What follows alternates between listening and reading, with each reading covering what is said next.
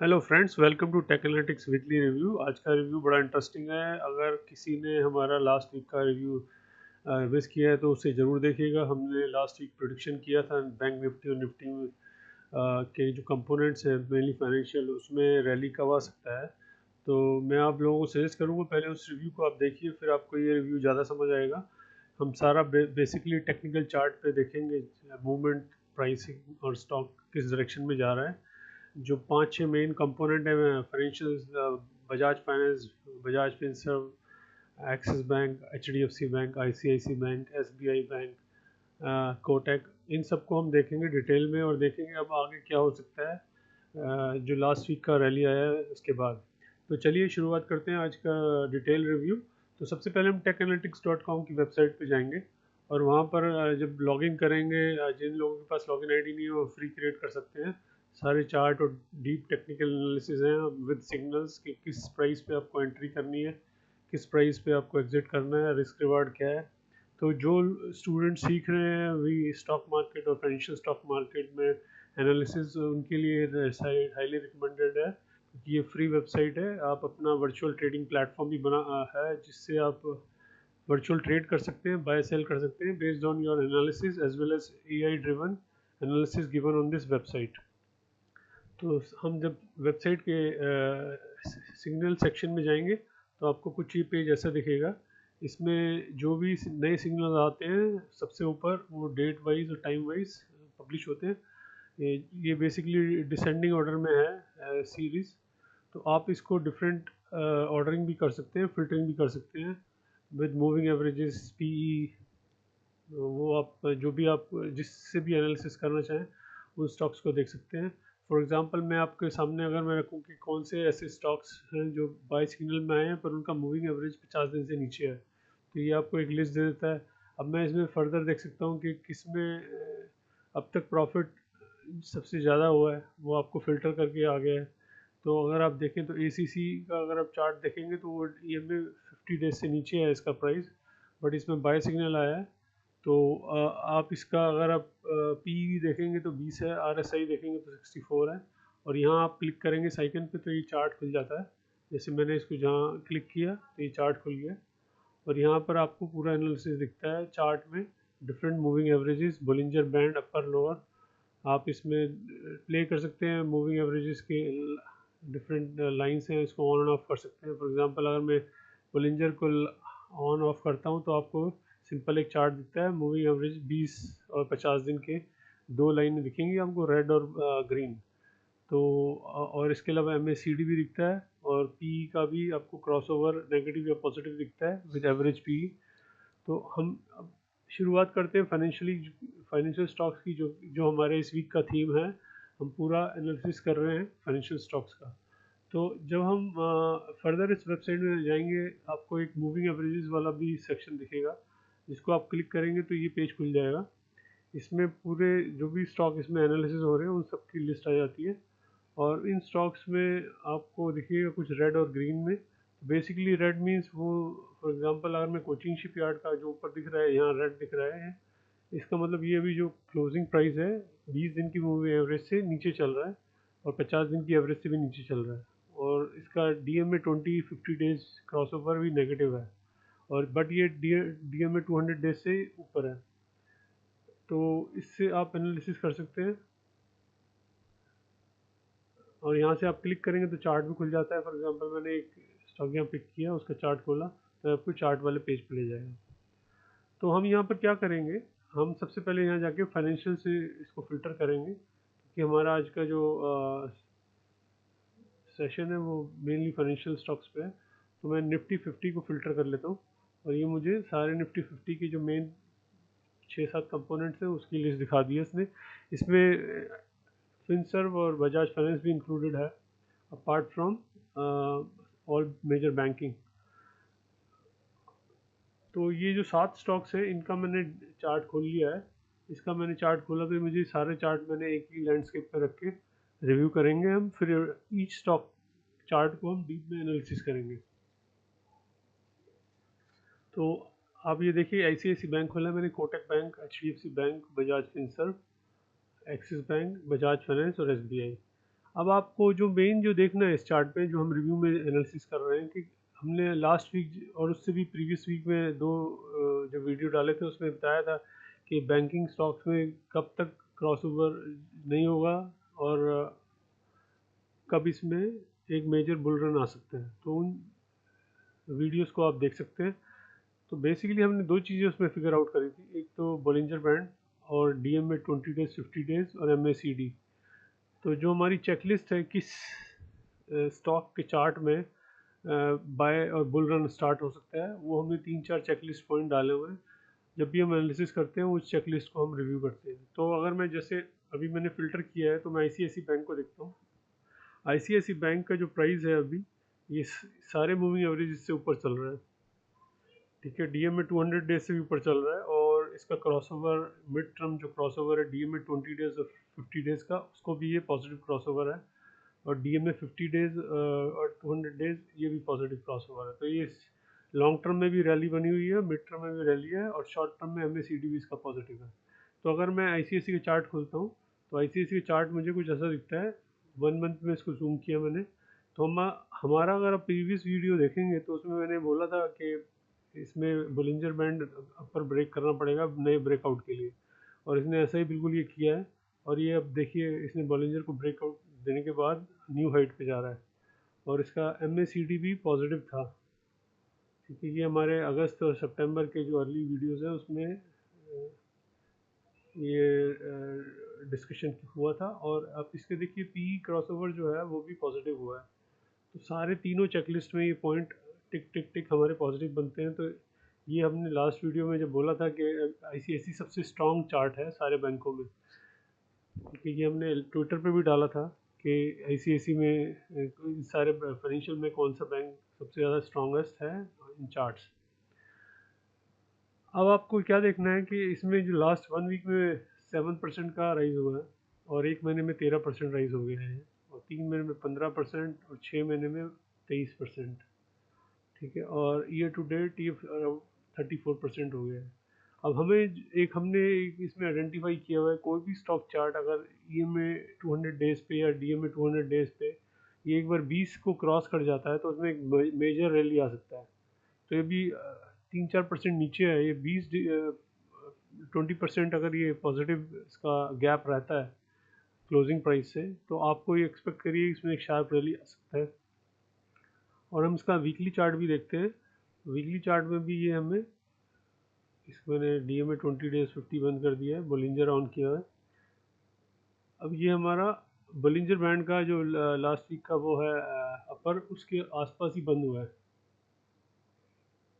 ठीक है, इसमें आप देखेंगे तो एमएसीडी क्रॉसओवर हो गया है, ये एक पॉजिटिव इंडिकेटर है। और इसका अगर मैं पी देखता हूँ तो पी अब इसका 21 के आसपास वो कर रहा है ट्रेड। तो वो कोई ज़्यादा नहीं है। अगर मैं 6 महीने का पी देखता हूँ या ईयर टू डेट देखते हैं तो ईयर टू डेट में ही हाईएस्ट पी पे ट्रेड कर रहा है। तो एक ये आपको ध्यान रखना है कि पी करेक्शन हो सकता है। और हम इसका अगर हम डेली चार्ट पे देखते हैं तो ये पी क्रॉसओवर के बाद जो राइज हुआ है उसमें ये अब ये गैप भी ज़्यादा बढ़ गया है। तो हो सकता है इसमें नेक्स्ट वीक थोड़ा सा ड्रॉप हो जाए। और हम इसको यहाँ पर भी एनालिसिस करते हैं। इसको मैंने रीसेट कर दिया। फाइनेंशियल्स में जो सिग्नल्स है उन्हीं को एनालिसिस कर रहे हैं। तो जो इसका टारगेट था उस टारगेट से ऊपर नहीं बंद हुआ है फ्राइडे को। अब क्या होगा, इसका रिस्क रिवार्ड अब नई एंट्री के लिए तो फेवरेबल है नहीं। हमें वेट करना पड़ेगा नेक्स्ट वीक कि इसमें थोड़ा करेक्शन हो। तो ये करेक्शन कितना हो सकता है, इसके लिए हमें देखना पड़ेगा कि इसका हम जब ये डीएम में 3 पे मिल जाए हमें, जो 1305 है वो तो काफ़ी नीचे है।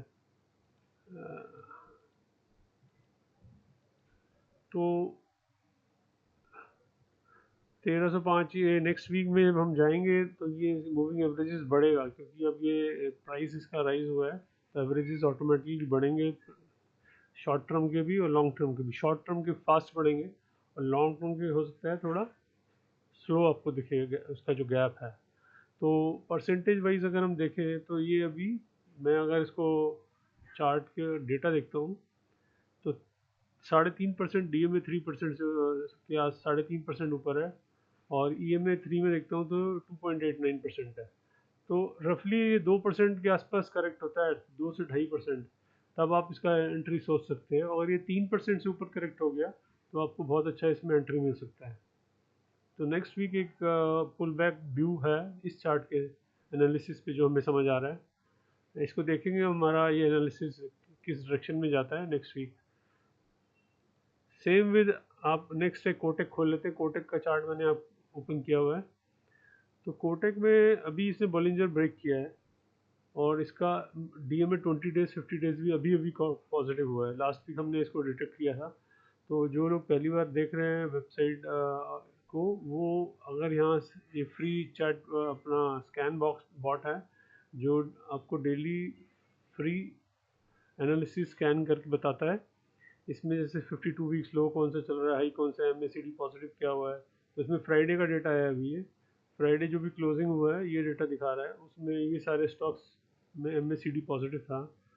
ठीक है, ये आपका एक आप देख सकते हैं। प्लस आप DMA 20 डेज 50 डेज के ऊपर हमने एनालिसिस ज़्यादा है, और हम कोशिश करते हैं ट्विटर पे डेली इसमें जो भी नए स्कैनर के रिज़ल्ट आते हैं वो हम पब्लिश करें। अब जैसे इसमें फ्राइडे को अल्ट्रा सीमेंट में एक DMA 20 डेज 50 डेज क्रॉसओवर हुआ है।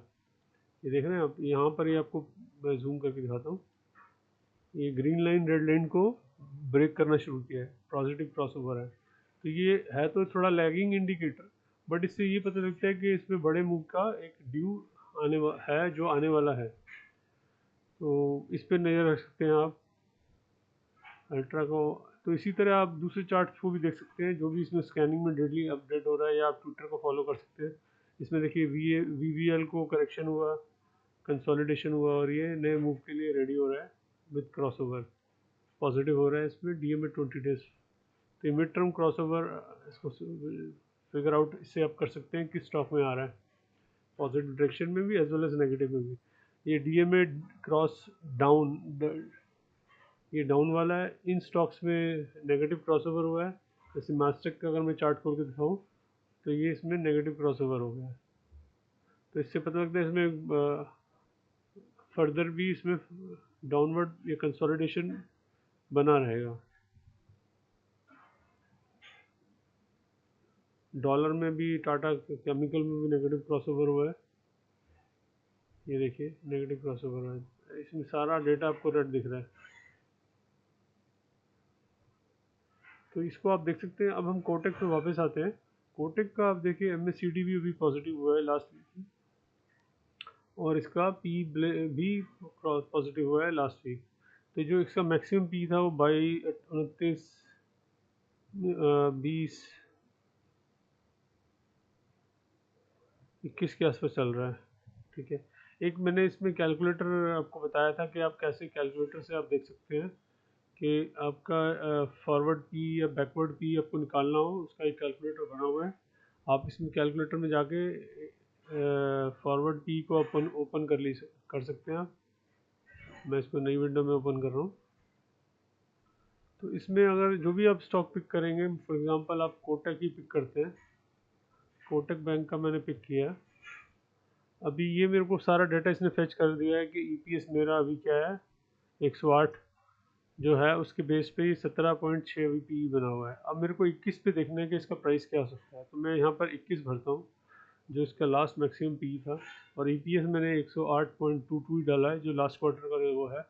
इससे प्राइस पता निकल के आता है 2272 का। इस प्राइस तक ये कोटक जा सकता है अगर ये लास्ट PE को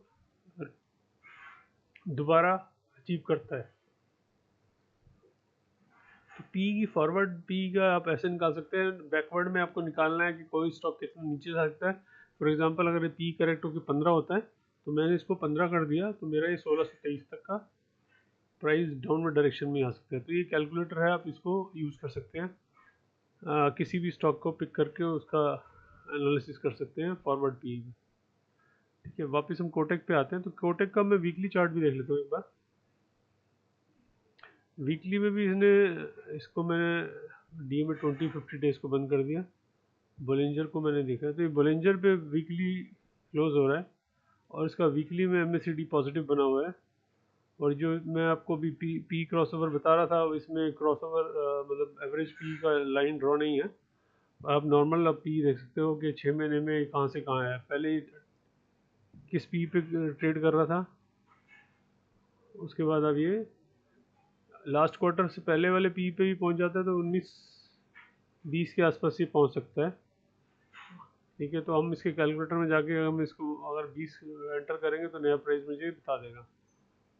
तो ये कोटक का हो गया। अब कोटक का हम यहाँ एनालिसिस करते हैं कि ये कितना इसमें रिस्क रिवार्ड बना हुआ है।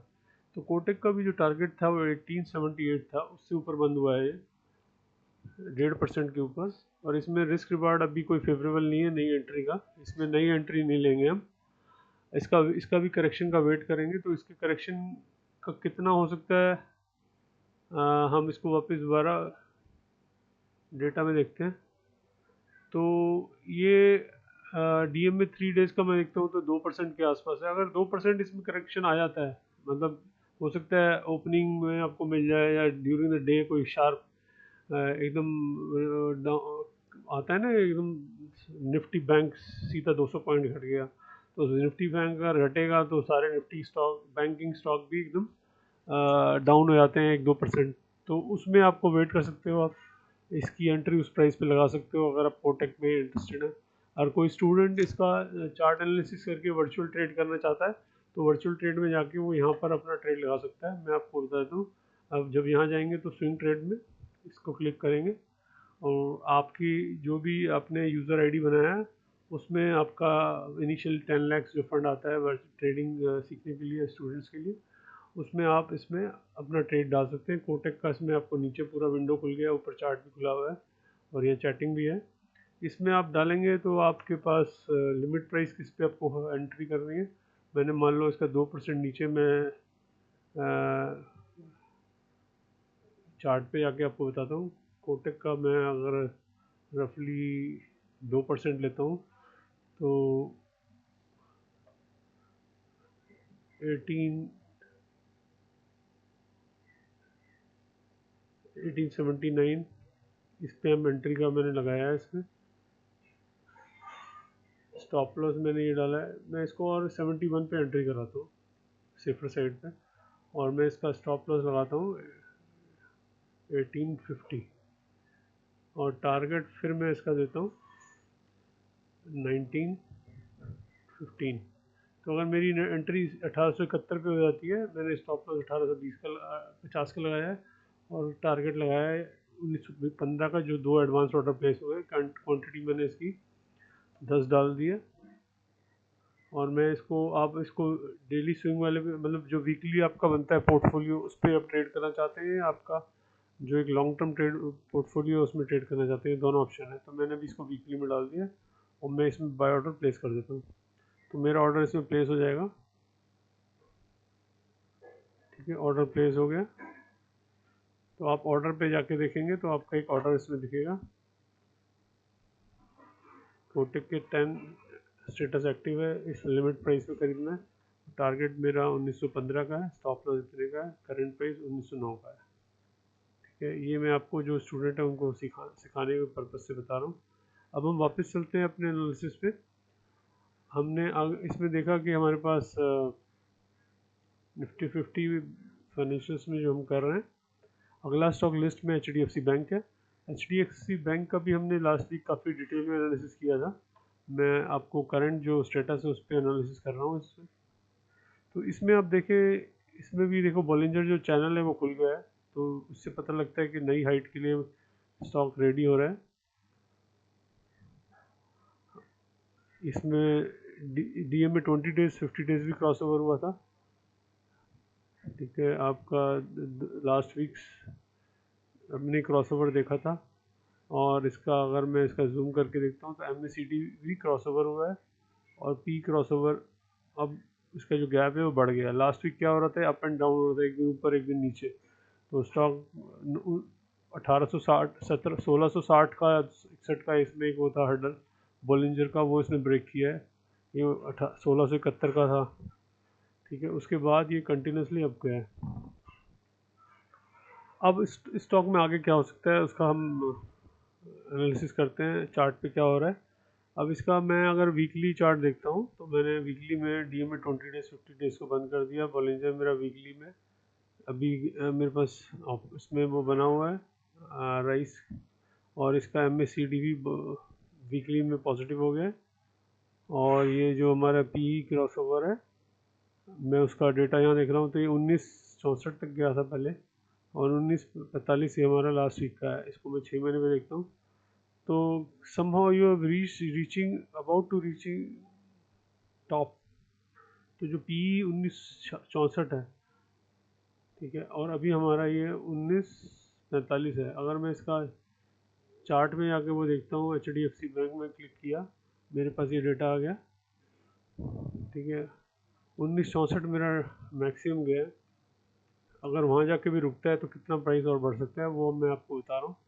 89.5 इसका हमारे पास EPS है लास्ट क्वार्टर का, तो 1757 जा सकता है मैक्सिमम 20 रुपये। इसके बाद इसमें एक करेक्शन आ सकता है शॉर्ट टर्म, अनलेस ये इस पी वाले जो हर्डल है उसको भी ब्रेक कर जाए। मतलब पी में क्या है, जो बड़े इन्वेस्टर हैं जो नीचे खरीदते हैं प्राइस टू अर्निंग को फॉलो करते हुए, और जब वो पी एक पर्टिकुलर पॉइंट पे पहुंचता है तो मतलब सेल कर देते हैं, एग्जिट कर देते हैं अपनी पोजीशन को। तो ऐसे इन्वेस्टर भी वेट कर रहे होंगे कि ये जो लास्ट का प्रीवियस हाई था उस पर अगर स्टॉक पहुंचता है तो हम इसको सेल कर सकते हैं। या मैक्सिमम ये 20 रख सकता है कोई, 19.9 रख सकता है, या 8 रखता है। जो भी आप इसमें डालेंगे आपको वो वैल्यू बता देगा। अगर 8 4 से जाते हो तो आपके पास इसमें 1775 का स्कोप आता है। अगर मैं इसका 20 ले लेता हूँ कि मैक्सिमम 20 पे आता है तो 1790। तो अभी HDFC में 20-30 रुपये का गेम बचा है, 40 रुपये का। तो अभी इसमें जो बड़ी गेम थी वो तो ख़त्म हो चुकी है जिन्होंने लो एंट्री करी थी। अब जिसने अगर मान लो 18.5 पे एंट्री करी थी तो 1655 प्राइस था जो इसका। बॉलिंजर 1670 के आसपास था। उसके बाद अब ये 19.4 हो गया, तो पी कितना बढ़ चुका है इसमें, राइट। तो मैं आपको डिटेल फंडामेंटल पॉइंट भी बता रहा हूँ विद चार्ट्स। वापस में HDFC पे आते हैं। तो HDFC पे नज़र रखते हैं, और इसका मैं यहाँ पर रिस्क रिवार्ड एनालिसिस देखता हूँ। तो रिस्क रिवार्ड एनालिसिस में हमारे पास HDFC जो टारगेट था उससे ऊपर चल रहा है, वो हमें दिख ही रहा है। अब हमारे पास इसमें टारगेट में तो कुछ बचा नहीं है, और हमें इसमें अगर आपको एंट्री करनी है तो आप वापस HDFC पे चार्ट पे जाकर देखता हूँ कितने परसेंट पे अगर ये मिलता है नीचे। अगर ये आपको 2% भी नीचे मिल जाता है, 1.5%, तो आप इसमें एक रिस्की ट्रेड होगा। वो हाई मोमेंटम पे आप एंटर कर रहे हैं। Virtual trading point of view से बता रहा हूँ मैं, रियल ट्रेड की बात नहीं कर रहे हैं यहाँ पर। ये सिर्फ स्टूडेंट सीखने के लिए पर्पज से ही हम ये वीडियो बना रहे हैं। तो उसमें आप 2% के नीचे 1.5% पे आपको एंट्री मिलती है तो आप ले सकते हो उसमें, क्योंकि 2.5% पे तो 5 दिन के मूविंग एवरेज पे भी आप पहुंच जाते हो। और आपके पास अगर मैं एक्सपोनेंशियल मूविंग एवरेज में देखता हूँ तो ये 2% पे आपको सही करेक्शन वो मिलता है इसमें। तो अगर आपको इसको देखना है कि आप किस पॉइंट पे एंट्री करनी है तो 1600 मतलब 1700 पे अगर ये आपको मिलता है एक, आप एंट्री ले सकते हैं इसमें, ठीक है। अगर आप इसका 1705 1700 के बीच में, जो यहाँ से अभी 20 30 रुपये 35 रुपये नीचे है, अगर यहाँ पर करेक्शन आती है तो। ओके, तो ये हमारा था HDFC बैंक का चार्ट। हम इसमें वेट करेंगे, नई एंट्री नहीं लेंगे अभी, क्योंकि रिस्क रिवार्ड फेवरेबल नहीं है। पी भी अबाउट टू रीच मैक्सिमम, जो इसके प्रीवियस पीक था उसके पास पहुंच गया है। अगला चार्ट हम देखते हैं, हमारे पास फाइनेंशियल्स में कोटक और एक्सिस हमारे बचे हैं, SBI भी बचा है। मैं सर पहले बैंकिंग ले लेता हूँ, उसके बाद हम बजाज फाइनेंस और बजाज फिनसर्व पे आएंगे। एक्सिस बैंक है, एक्सिस बैंक का भी मैंने चार्ट खोल लिया है यहाँ पर। HDFC एक्सिस बैंक का खोलते हैं तो एक्सिस बैंक में अगर आप देखें तो पी इसका काफ़ी हाई था। लास्ट टाइम जो बना था 1317 का बना था, ठीक है। तो यहाँ से अभी भी वो 60-70 रुपये रफली ऊपर है। तो इसमें अब एक इंटरेस्टिंग जो चीज़ हो रही है ना, इसमें DMA 20 डेज 50 डेज का पॉजिटिव क्रॉसओवर हो रहा है, और MACD तो पॉजिटिव दिख ही रहा है हमें यहाँ पर। और हमारा जो थर्ड फैक्टर है पी क्रॉसओवर, वो भी पॉजिटिव है। तो अगर आप इसका चार्ट देखते हैं लास्ट क्वार्टर का या 6 महीने का भी मैं देख लेता हूँ, 6 महीने का, तो 6 महीने पहले इसका ये पी था 26, अबाउट 27 के आसपास था। जो EPS इसका फिर रिड्यूस हुआ ईपीएस मतलब ईपीएस बढ़ा होगा तो पी रिड्यूस हो गया। अर्निंग अगर इसकी इस क्वार्टर में, अप्रैल वाले क्वार्टर में जो रिजल्ट आया उसमें वो बढ़ के आई है, जनवरी से मार्च वाला क्वार्टर था उसकी, तो उसके बाद इसका पी काफ़ी नीचे आ गया। और ये अभी एचडीएफसी बैंक और आईसीआईसी बैंक उनसे भी नीचे in terms of P trade कर रहा है। तो इसका स्टॉक को आप नज़र रख सकते हैं, क्योंकि इसमें मुझे लगता है कि स्कोप काफ़ी है पी पॉइंट ऑफ व्यू से। और जो अदर दो फैक्टर्स इसके अभी पॉजिटिव हो रहे हैं उसमें ये है कि बॉलिंजर को भी क्रॉस कर रहा है और पी को भी डीएमए 20 डेज 50 डेज, तो ये तीनों फैक्टर इसके फेवर में जाते हैं। तो अभी जो राइज आ सकता है वो प्राइवेट बैंक्स में एक्सिस बैंक से निकल के आ रहा है। हम इसमें एंडरसन का भी एक बार चार्ट खोल के देख लेते हैं। एंडरसन बैंक का भी चार्ट वर्थ है डिस्कशन करने का। एंडरसन, इसका मैंने चार्ट खोल लिया, इस पे भी हम आएंगे एंडरसन के चार्ट पे भी। तो एक्सिस बैंक का अगर मैं रिस्क रिवार्ड देखता हूँ, ये तो मुझे समझ आ गया कि पी में हमारे पास इसमें स्कोप है। और मैं जाके यहाँ पर इसका एनालिसिस हम करेंगे। विंडो दोबारा खोलता हूँ मैं, कैलकुलेटर, फॉरवर्ड पी में मैंने इसको विंडो खोली और एक्सिस बैंक पिक करते हैं हम।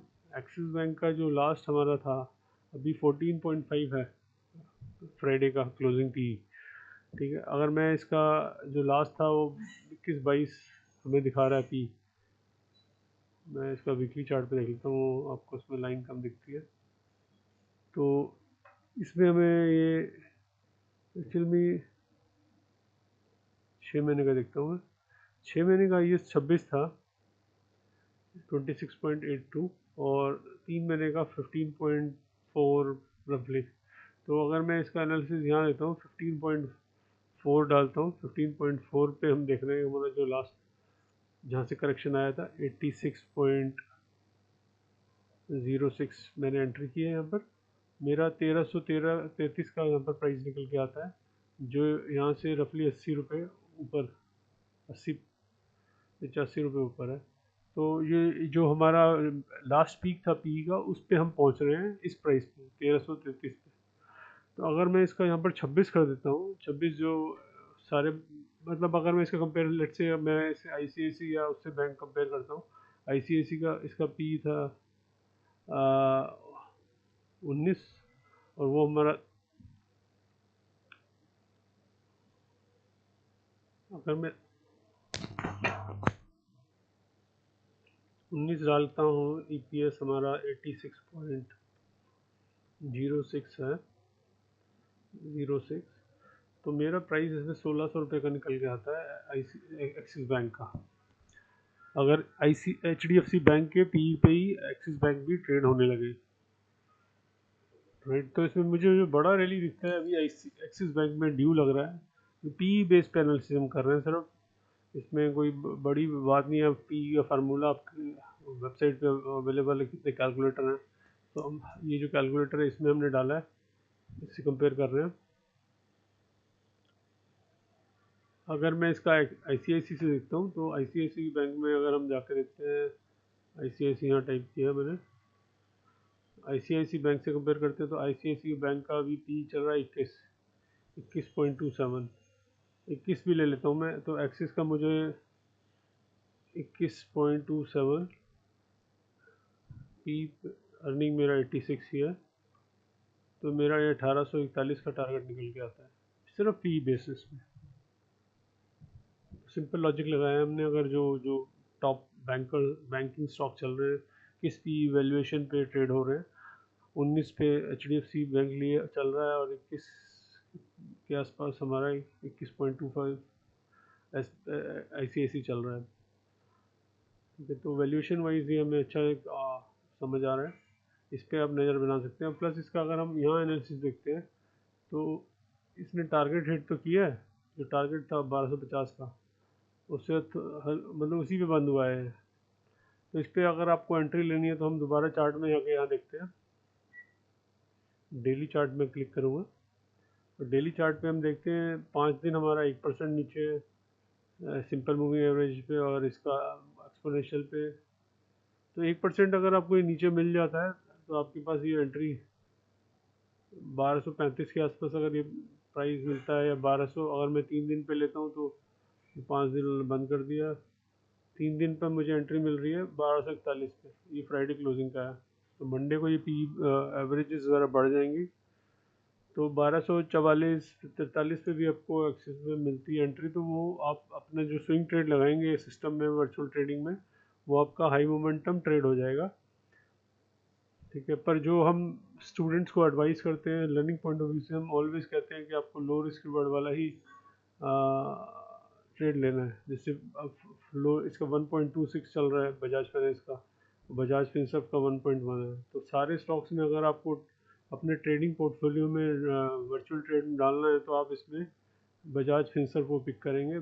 बाकी सारे अब सबके रिस्क रिवॉर्ड ज़्यादा बढ़ा हुआ है। इंडसइंड का 2.20 है, इंडसइंड को हम अभी रिव्यू करेंगे।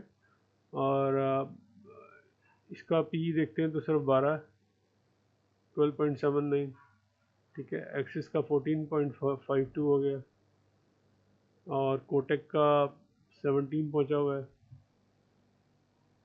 आईसीआईसी का भी हमने देखा था 21 है। तो ये डेटा अब यहाँ पर भी विजिबल है आपको। तो इंडसइंड अभी 12.79 पे मिल रहा है। तो ये सारे स्टॉक्स चार्ट पे जो दिख रहे हैं आपको, पी पॉइंट ऑफ व्यू से ये सबसे चीपेस्ट है क्योंकि इसका सबसे लोएस्ट पी है। अब इसका अगर हम पी एनालिसिस यहाँ करते हैं, यहाँ पर आप इंडसइंड को क्लिक करेंगे, इंडसइंड में डाला आप कैलकुलेटर में, इंडसइंड बैंक में जाके हमारे पास जो अभी निकल के आ रहा है 12.79। तो अगर हम इसको कोटक प्राइस पे करते हैं 17.5 जो भी चल रहा है, और मैं यही पी रखता हूँ 115.85, तो मेरा 2023 का टारगेट निकल के आता है कोटक वाले वैल्यूएशन पे। अगर मैं इसको एक्सिस के वैल्यूएशन पे डालता हूँ 21.2, तो मेरा 2400 का टारगेट निकल के आता है। और अगर मैं इसको HDFC वाले पे डालता हूँ 19 पॉइंट, HDFC का हमारे पास जो पी आ रहा है वो आपको यहाँ पर वैसे डेटा अवेलेबल है, इसको आप यहाँ फिल्टर करेंगे तो यहाँ पर भी आप देख सकते हैं, पूरा आपको एनालिसिस क्लियर मिल जाता है। यहाँ पर ICICI 21 है, कोटक 7.65 है 17, और ये HDFC 19.41 है। तो इस पर आप 19.41 डालते हैं तो आपका 2248 का टारगेट निकल के आता है इंडसइंड का, इस वैल्यूएशन पे अगर आप इसको लेते हैं। जो अभी चल रहा है हमारा 12.6 के आसपास, 12.79 या 12.8 ही लगा लेते हैं इसे, ठीक है। तो अब हम इसमें चार्ट में अगर देखते हैं इंडसइंड का, अब इसमें देखिए लास्ट वीक की डीएमए 20 डेज 50 डेज क्रॉसओवर हुआ है। ये आपको यहाँ इसने लास्ट वीक का डेटा में दिखाया होगा जो डेली देख रहे हैं, और बोलिंजर से नीचे चल रहा है। इसका 6 महीने का अगर मैं पीक देखता हूँ तो ये हमारा 1567 के बाद करेक्ट हुआ है। अगर मैं इसका पी वैल्यूएशन देखता हूँ कि 6 महीने पहले वैल्यूएशन क्या दे रहा था मार्केट से, तो रफली 14.96 दे रहा था, मतलब 15 ही लगा लो। तो मैं 15 के वैल्यूएशन पे भी अगर मैं अब इसको लेता हूँ तो मेरे पास ये स्कोप 1737 का है, जो हमारा करंट प्राइस 1482 का 1737 तक पहुँच सकता है विद लास्ट वैल्यूएशन। अगर आप प्रोसाइजली जाते हैं तो 492 1728। तो जो दो बैंक हमारे निकल के आए वो इंडसइंड, एक्सिस बैंक, सारी वैल्यूएशन में। अगर इसको आप 19.42 पे लेते हो HDFC की वैल्यूएशन में, तो 2250 का टारगेट निकलते हैं इंडसइंड बैंक के, ठीक है। और एक्सिस बैंक पे डालता हूँ मैं, सॉरी ICICI पे डालता हूँ तो 21.2 पे लेता हूँ तो ये 2400 का टारगेट निकल के आता है। तो काफ़ी इसमें इस प्राइस से काफ़ी अपसाइड का पोटेंशियल है, पर हम अज्यूम करेंगे अभी 15 पे जाएंगे, उसके बाद देखते हैं क्या होता है। तो 1737 निकल के आता है आपका टारगेट। आपको ये टारगेट, आपको जब रिस्क इस पे जाएंगे तो आपको यहाँ पर ये एक ये मैक्सिमम लास्ट 3 मंथ्स का हमने वैल्यूएशन लिया होगा, तो उसमें 1629 का निकल के आ रहा है,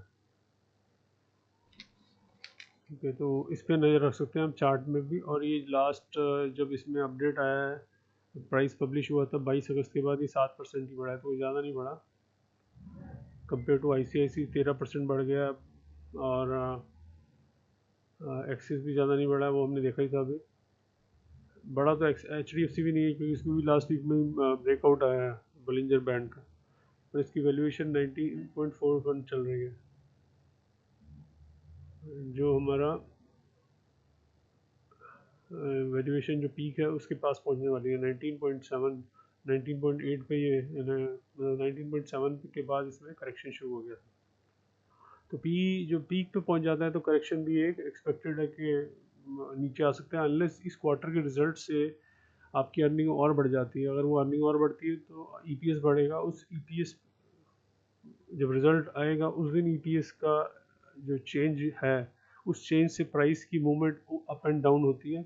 और वो EPS बढ़ के आया तो स्टॉक एकदम भागता है, और वो EPS घट के आया तो एकदम उसमें शार्प ड्रॉप आता है। अब हमारे पास बैंकिंग में अगला स्टॉक बनता है SBI में कुछ खास मूवमेंट नहीं हुआ। अगर इसका अब DMA 20 डेज 50 डेज देखते हैं, वो नेगेटिव बना हुआ है।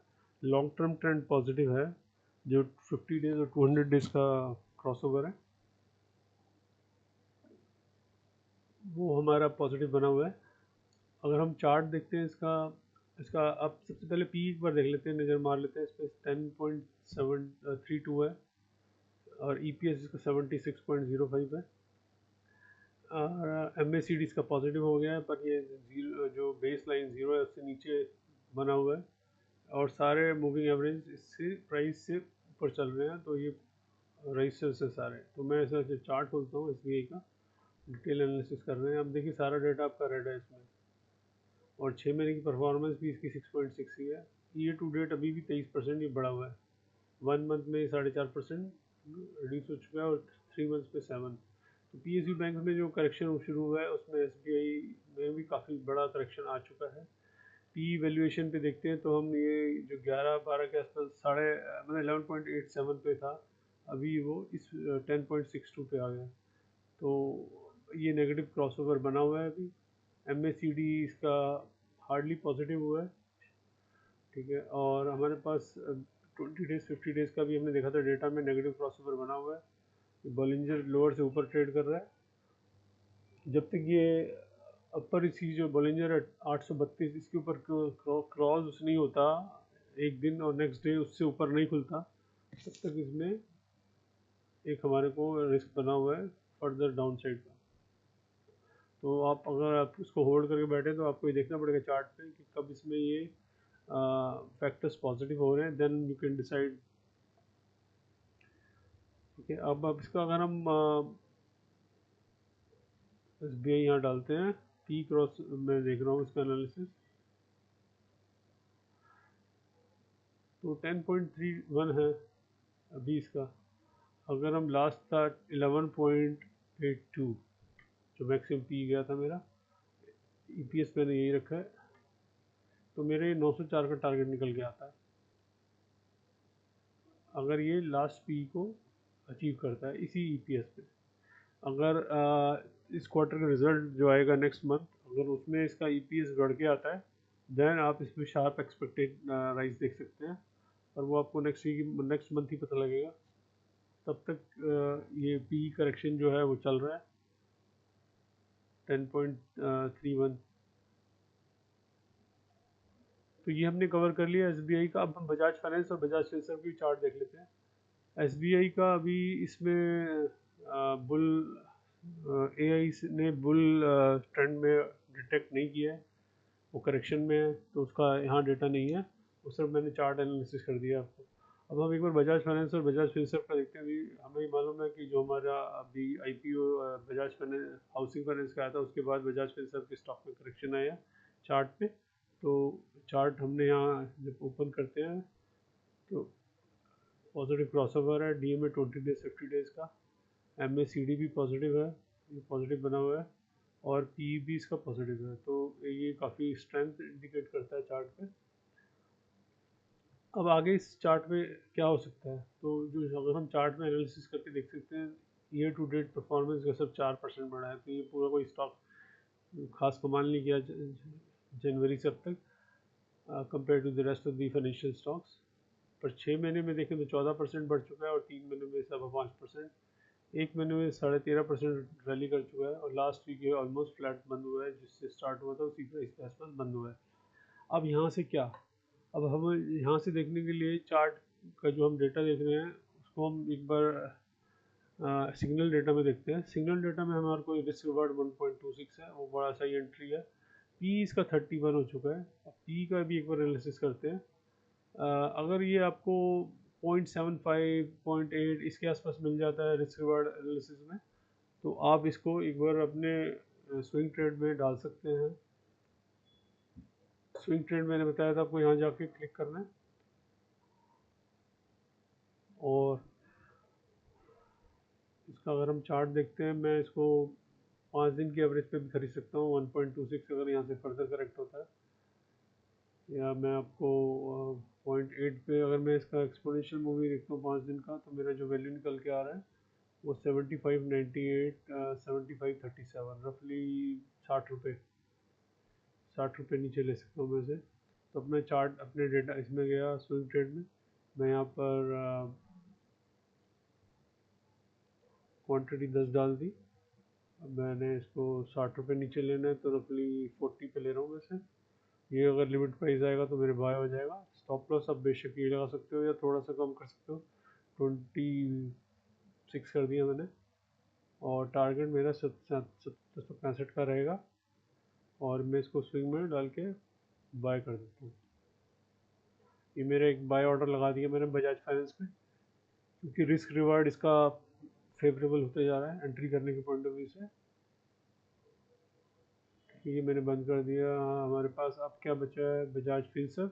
बजाज फिनसर्व का भी रिस्क रिवार्ड बड़ा मतलब जो लास्ट वीक हाई था अभी एकदम ये नॉर्मल हो गया है, प्राइस अप्रिसिएशन ज़्यादा नहीं हुआ और इसका 20 तारीख को एक्चुअली सिग्नल आया है दोबारा, तो ये फ्लैट ही बंद हुआ है। एक बार बजाज फाइनेंस का पी और देख लेते हैं, वो मैंने कवर नहीं किया है। पी जो इसका है आई थिंक 6 महीने पहले इसका ये जो था 32 था, अभी ये उसके आसपास ही हो गया है। ओके, तो अगर मैं ईयर टू डेट देखता हूँ तो ईयर टू डेट में ये एक टाइम पे 35 के आसपास मिल रहा था, अभी ये 31 पे मिल रहा है। तो पी जो है इसका अब उस जोन में है कि जो मैक्सिमम था उसका उसके आसपास पहुंचने वाला है। तो यहाँ पर हम अगर हम चार्ट में जाते हैं, ये डेटा अगर हम दोबारा देखते हैं बजाज फिनसर्व का, बजाज फाइनेंस का, वीकली पे जाके देखता हूँ। इसको मैंने मूवी क्लोज कर दी है दोनों, बॉलिंजर ऑन किया है तो ये बॉलिंजर से नीचे आ गया है और एम एस सी डी भी अभी इसका पॉजिटिव शुरू हुआ है, तो सिर्फ 2 वीक का ही मूवमेंट आया है इसमें, 3 वीक। अब हमारा जो 6 महीने का चार्ट पे यहाँ पी डेटा देख रहा हूँ मैं 32 33, तो मैं यहाँ पर डाल के एनालिसिस करते हैं हम इसका कैलकुलेटर में कि कितना ये जा सकता है। बजाज फाइनेंस, बजाज फाइनेंस तो अभी जो 31.32 है और हमारे पास 32.5 का स्कोप लेते हैं, ईपीएस मेरा 242.48 है, तो 7800 के आसपास का टारगेट निकल रहा है।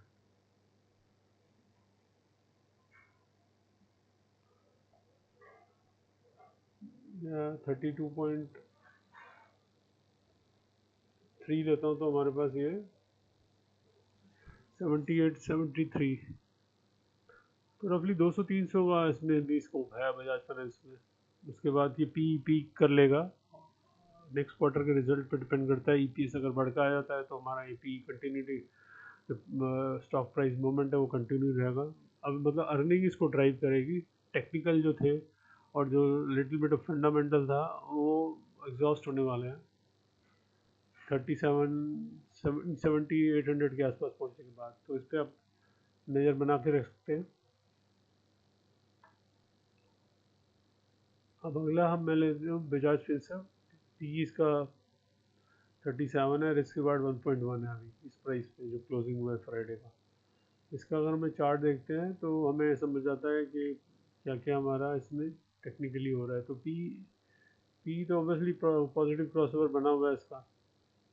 मैं इसका 6 महीने का पी देखता हूँ, 6 महीने का पी 35। अब ये अपने 6 महीने के पी को क्रॉस कर रहा है, बल्कि 37 पे ट्रेड कर रहा है। तो ये हाईएस्ट पी पे क्रॉस वो कर रहा है ट्रेड 6 महीने के में। अगर ईयर टू डेट में देखता हूँ,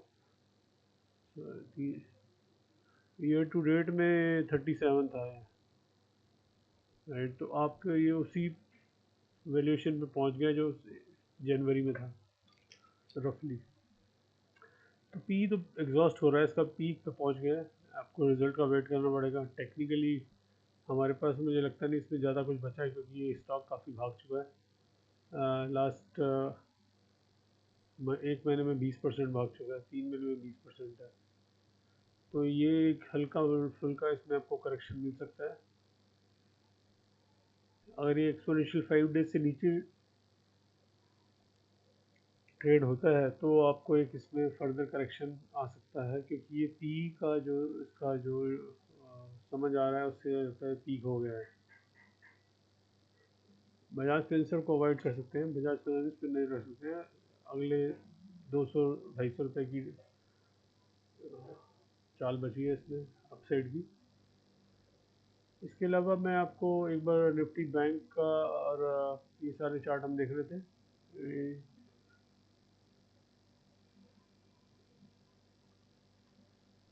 निफ्टी का चार्ट और निफ्टी बैंक का चार्ट देखते हैं। अब निफ्टी बैंक का अगर हम चार्ट देखते हैं तो हमने लास्ट वीक को बताया था आपको, ये इसमें क्रॉसओवर जब तक नहीं होगा उसमें बड़ा मूवमेंट नहीं आएगा, और ये एग्जैक्टली क्रॉसओवर हुआ है। 17 तारीख को हुआ है ये यहाँ पर इंडिकेट किया था हमने, और अपने ट्विटर पे डाला भी था मॉर्निंग में कि भाई इसमें आज बड़ा एक्सपेक्टेड राइज आ सकता है, क्योंकि ये 20 डेज 50 डेज का क्रॉसओवर दिखा रहा है। और पी तो खैर इसका कॉम्बिनेशन ऑफ ऑल सारे कंपोनेंट्स का है। अगर हम 1 महीने का डेटा देखते हैं तो इसमें 6% आ गया है, ठीक है।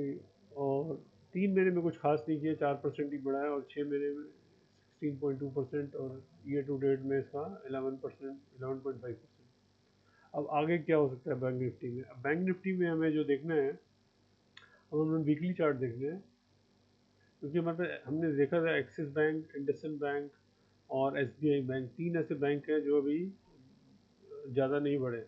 तो वो 3 बैंक्स में हो सकता है आपका प्राइस एप्रिसिएशन दिखाए चार्ट्स पे। और जो ड्यू है आईसीआईसी बैंक, एचडीएफसी बैंक, इनमें हो सकता है थोड़ा बहुत करेक्शन आ जाए अनटिल नेक्स्ट क्वार्टर का रिजल्ट आएगा, तब तक ये करेक्शन उसमें हो सकता है। अब इसका हम अगर बॉलिंजर में देखता हूँ बैंक निफ्टी का, तो ये बॉलिंजर के आसपास ही चल रहा है। और मैं 5 दिन का एवरेजेस देखता हूँ, 5 वीक का, तो ये उससे काफ़ी ऊपर चल रहा है। तो 52,600, 52,700 और करंट प्राइस है इसका 53,793। तो 700 मतलब 900 से 1000 पॉइंट का इसमें अगर आपको ड्रॉप मिले नेक्स्ट वीक में, तो आपकी एक बहुत परफेक्ट एंट्री बन सकती है। अब हम इसके एक बार रिस्क रिवार्ड देखते हैं। बैंकिंग का हमारे पास, अगर मैं बैंक के शॉर्ट करता हूँ तो मेरे पास सारे प्राइवेट बैंक और वो आ गए। मैं आई थिंक ये उसमें आएगा, अगर मैं इसको फिल्टर करते हूँ निफ्टी में, ऑटो निफ्टी 50। अब निफ्टी 50 का अगर आप देखें तो ये टारगेट हिट हो चुका है, उसके ऊपर क्लोज हुआ है। तो इसमें एक करेक्शन ड्यू हो सकता है नेक्स्ट वीक, क्योंकि इसको अपना रिस्क रिवार्ड भी वो करना है। बैंक निफ्टी का अगर देखें तो ये जो टारगेट था 53,200 का था, ये 53,800 पे क्लोज हुआ है। तो इसमें नेक्स्ट वीक में करेक्शन ड्यू है, जो रिस्क रिवार्ड को नॉर्मलाइज करेगा। अभी हाई रिस्क ट्रेड हो गया, इसमें नई एंट्री अभी बनती नहीं है। जिन लोगों ने लिया हुआ है उनको स्टॉप लॉस 53,200 का लगाना पड़ेगा, यहाँ से 500 पॉइंट नीचे होगी।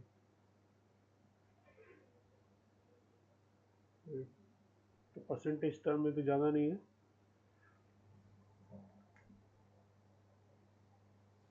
तो आपको इसमें बड़े मूव एक्सपेक्टेड है निफ्टी बैंक में नेक्स्ट वीक।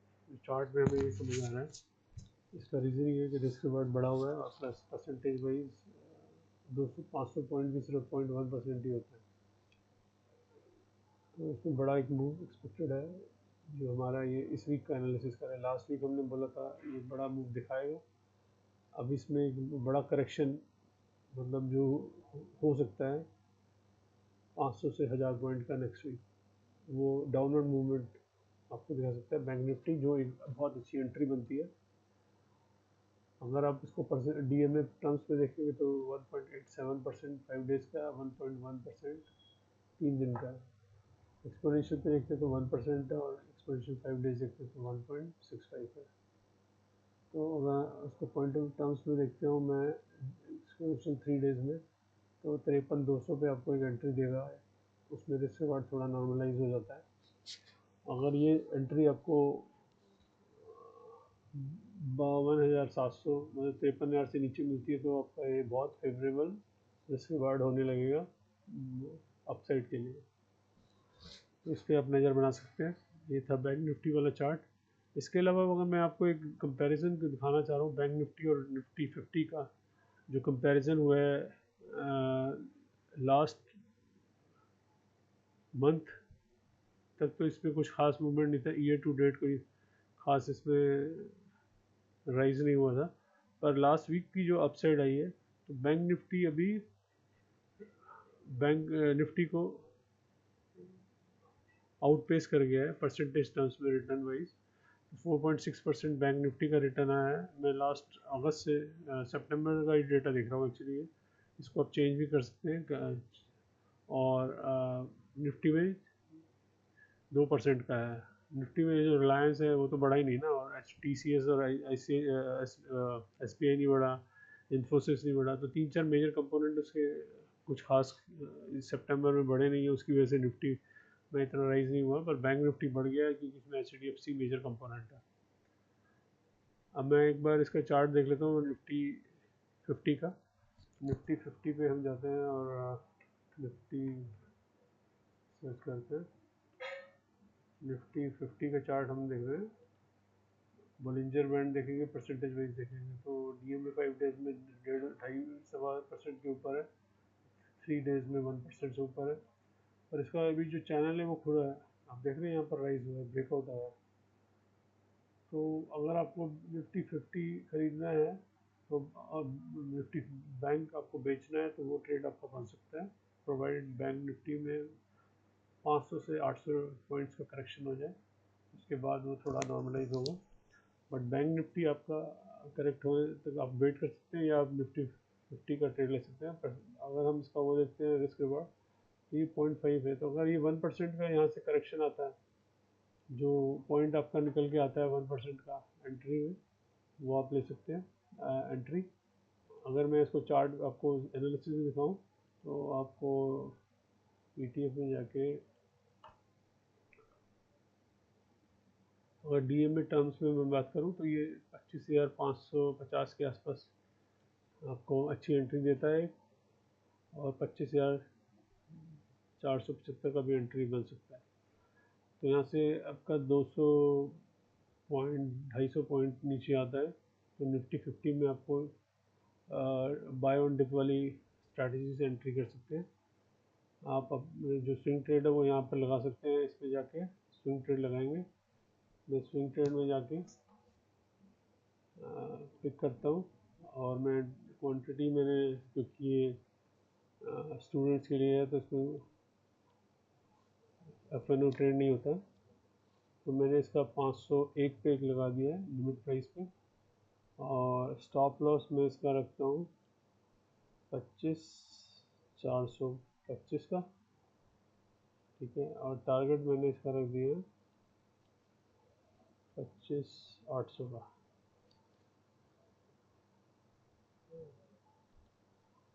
25,800। अगर मुझे ये 300 पॉइंट या 270 पॉइंट्स नीचे मिलता है तो मैं इसको बाय करूँगा। एक ट्रेड आप ये लगा सकते हैं, और दूसरा आप इसको एवरेजेस, अगर किसी को एवरेज करना है तो दूसरा ट्रेड एक और लगा सकते हैं आप, थोड़ा हाइयर उस पर लेंगे हम इसे,